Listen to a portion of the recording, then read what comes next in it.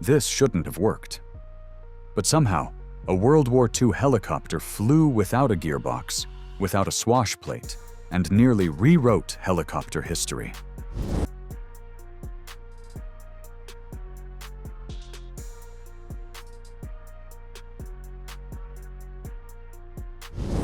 At a time when engineers were still trying to figure out how helicopters should work, one inventor decided to ignore the rulebook completely.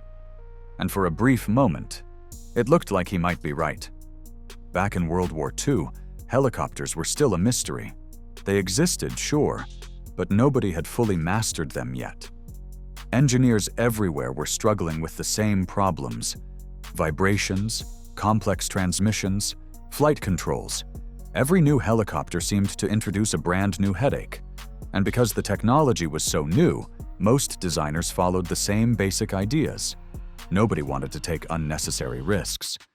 But then there was Fred Landgraf.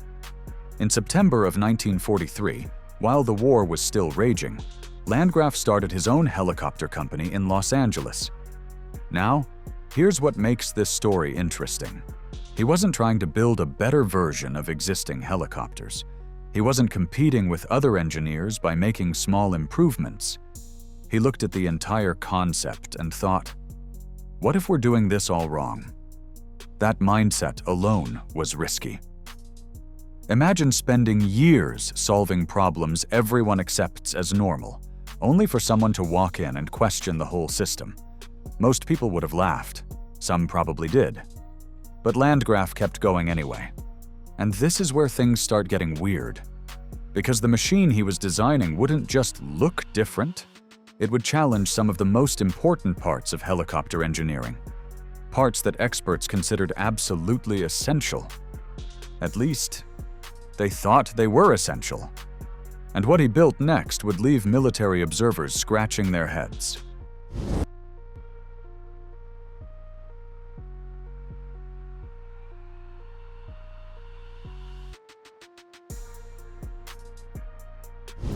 When people hear about experimental military aircraft, they usually imagine something massive, something intimidating, something that looks decades ahead of its time.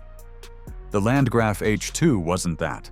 In fact, if you saw it sitting on the ground, you might wonder why anyone was paying attention to it at all. It was tiny. Just a single-seat helicopter powered by a modest 85-horsepower Pobjoy radial engine. The fuselage measured only around 4 meters long. And even more surprising, much of it was built from wood. Not exactly the image of a revolutionary aircraft, but appearances can be incredibly misleading. Mounted on each side of the fuselage were short pylons carrying 2 3-bladed rotors. It used a transverse rotor layout that already made it stand out from many helicopters of the era. The entire aircraft looked like someone had combined several strange ideas into one machine and hoped for the best. And then, on November 2nd, 1944, it flew. Think about that for a second. A small wooden helicopter built by a relatively unknown company actually got into the air during one of the most demanding periods in aviation history. That alone would have been impressive. But here's what nobody could see from the outside. The real innovation wasn't the engine. It wasn't the size. It wasn't even the unusual rotor arrangement. The real secret was hidden underneath the skin of the aircraft. And once engineers realized what Landgraf had done, the H-2 became far more than just another experimental helicopter.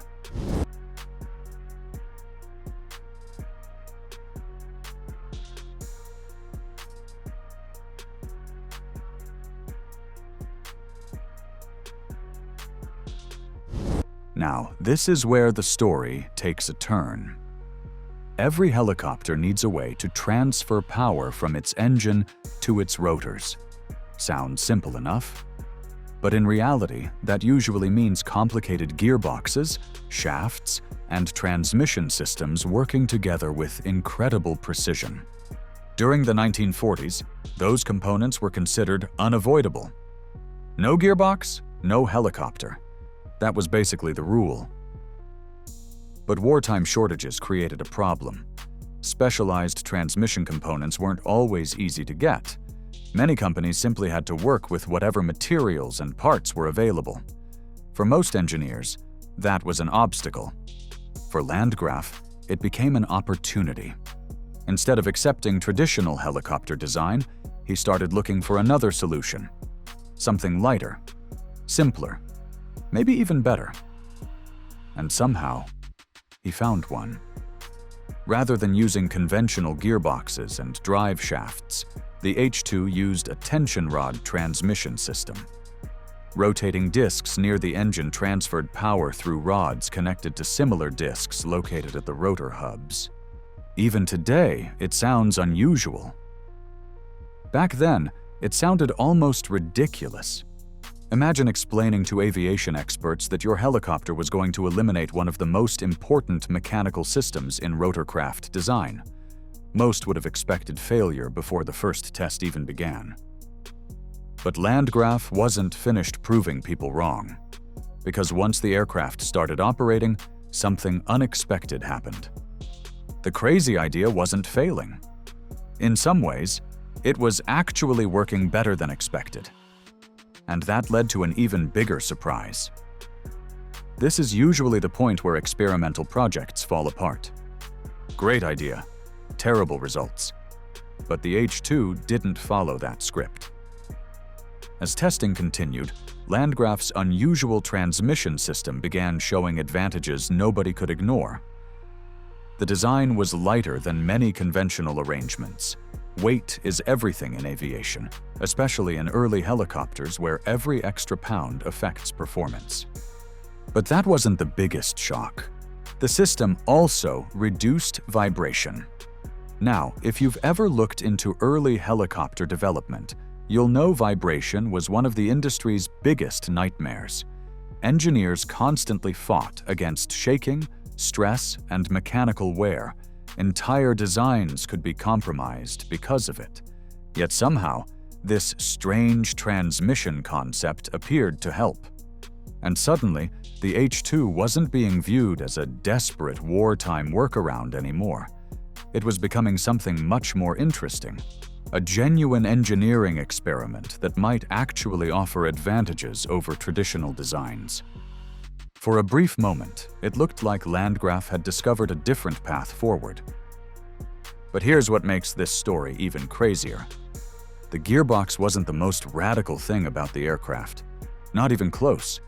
Because hidden above the pilot's head was another design decision that challenged decades of helicopter thinking before those decades had even happened. And honestly, this next part sounds almost impossible.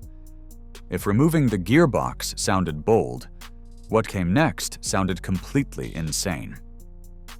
Because Landgraf didn't stop there, he also got rid of the swash plate. Now, unless you're deep into aviation history, that might not sound like a big deal. But for helicopter engineers, it's enormous. The swash plate is one of the most important control systems in rotorcraft design. It allows pilots to control movement by changing rotor blade angles as they spin. For most helicopters, it's absolutely essential. Take it away, and suddenly one very uncomfortable question appears. How do you even fly the thing? That's exactly what made the H-2 so fascinating. While other designers accepted the swash plate as a permanent requirement, Landgraf once again asked a different question. What if there was another way? At first, nobody knew whether his idea would work. Honestly, many probably assumed it wouldn't. After all, removing one critical system might be daring, removing two starts sounding reckless. But Landgraf had already developed an alternative, and it was unlike anything being tested by his competitors. Tiny control surfaces attached directly to the rotor blades themselves would attempt to do a job traditionally handled by an entirely different mechanism. On paper, it sounded unbelievable.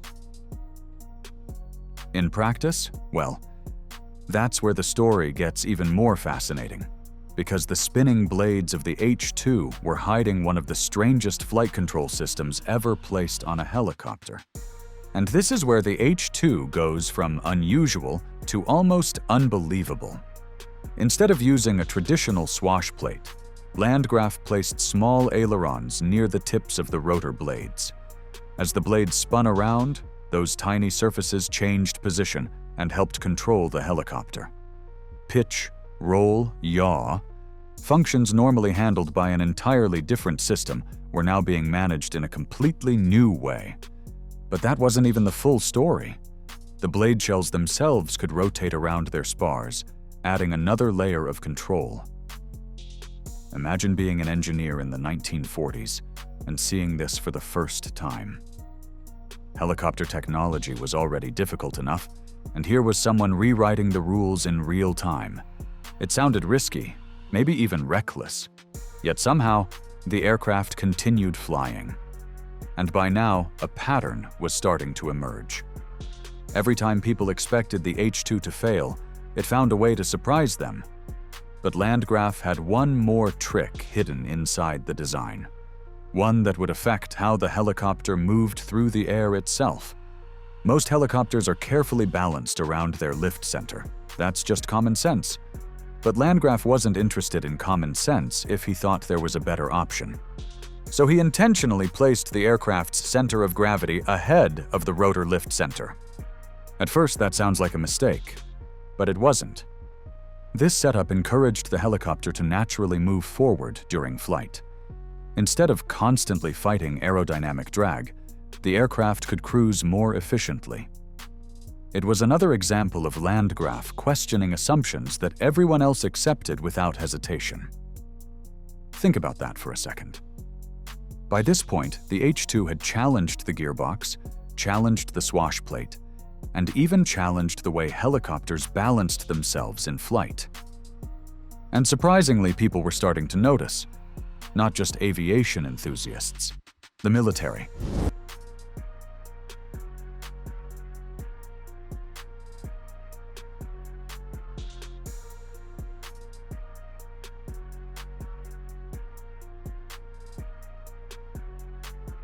This next moment changed everything. Experimental aircraft are built all the time. Most disappear without anyone caring. The H-2 could have easily suffered the same fate. But after demonstrations and testing, military observers began paying attention to what Landgraf had created. And that attention turned into something much more important. In 1945, the United States Army awarded the project a development contract. That's a huge deal, because military organizations don't hand out contracts simply because something looks interesting. They saw potential. For a brief moment, the strange little helicopter from Los Angeles was no longer just an experiment. It was becoming a serious project with real backing behind it. And for Landgraf, it must have felt like validation. Years of unconventional thinking were finally paying off. The future suddenly looked very different. In fact, he was already imagining what came next. Success creates momentum, and Landgraf wasn't planning to stop with a tiny single-seat helicopter. He envisioned larger versions of the H-2, three-seat designs, passenger helicopters, aircraft that could take the unusual concepts proven on the original machine and expand them into practical transportation. For a moment, it looked possible. The Army was interested. Testing was ongoing. The technology was attracting attention. You can almost imagine the excitement surrounding the project. Maybe this strange design really could become something bigger. But sometimes, timing matters more than innovation. And unfortunately for the H-2, the world around it was changing faster than anyone expected. What happened next had nothing to do with a design failure, and everything to do with progress. The H-2 wasn't destroyed by a crash. It wasn't abandoned because the ideas failed. In many ways, its biggest enemy was the rapid advancement of helicopter technology itself. The late 1940s saw enormous progress across the aviation industry. New helicopters were appearing. Established manufacturers were refining proven concepts. Military priorities were shifting after World War II ended. And suddenly, experimental designs faced a much tougher environment. Funding began to disappear. Support started drying up. Even though testing continued until 1949, the momentum was gone. The project slowly lost its path forward. Eventually, Landgraf's company ceased operations, and the H-2 faded into history. For most aircraft, that's where the story ends. But not this one, because decades later, people would still be talking about it, and for a very good reason.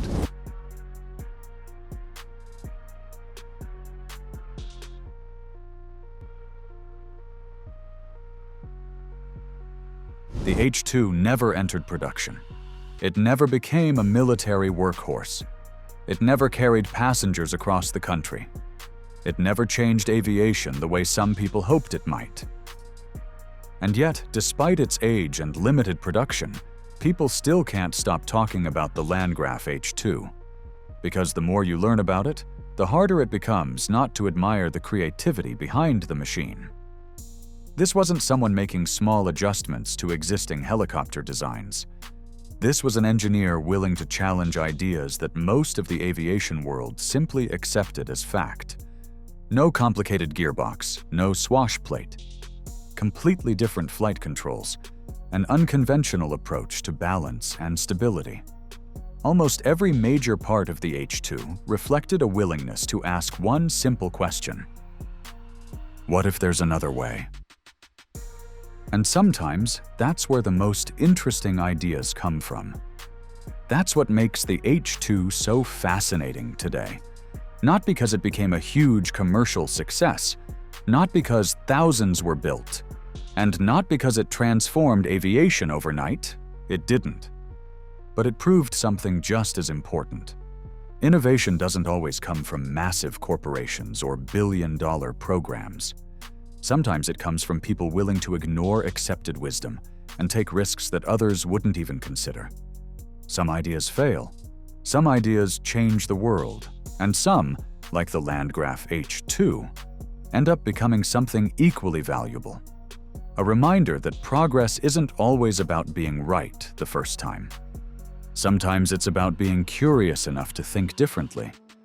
Because every breakthrough starts with someone questioning the rules.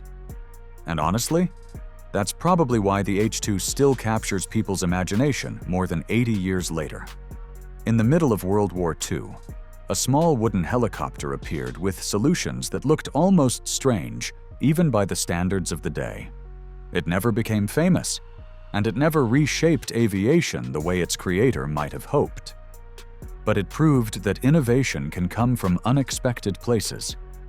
And maybe that's why forgotten aircraft like the H-2 are worth remembering, not because they changed history, but because they remind us that history is filled with people brave enough to imagine something different.